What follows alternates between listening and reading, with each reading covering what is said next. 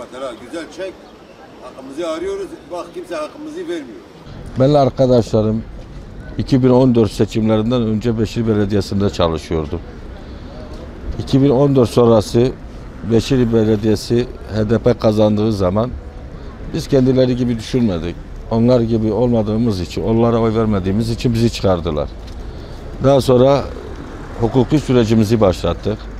Bu hukuki süreçte de mahkemeyi kazandık. Mahkeme kararına uymasını istedik dönemi belediye başkanına. Kendisi de ben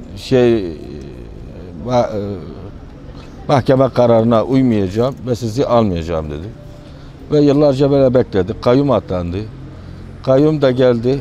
Biz de dedik hadi belki kayyum bizi bu şekilde alır. Mahkeme kararına uyar alır. O da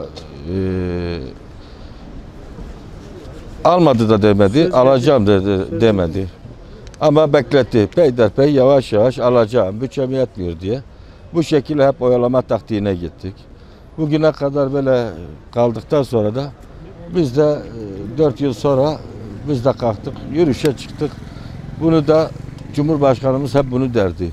Haklı olduğunuzda eğilmeyin, büzülmeyin. Dik durun, hakkınızı aramaya çalışın. Biz de bu şekilde de hakkımızı arayıp sesimizi kendisine duyurmak için bu yürüyüşe kalktık.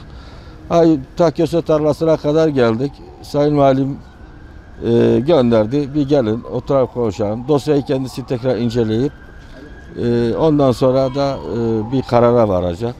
Bu şekilde de bekleyeceğiz. Bir dosya Sayın Valimize getirip bir bakalım bizim için ne yapacaksa onu edeceğiz inşallah.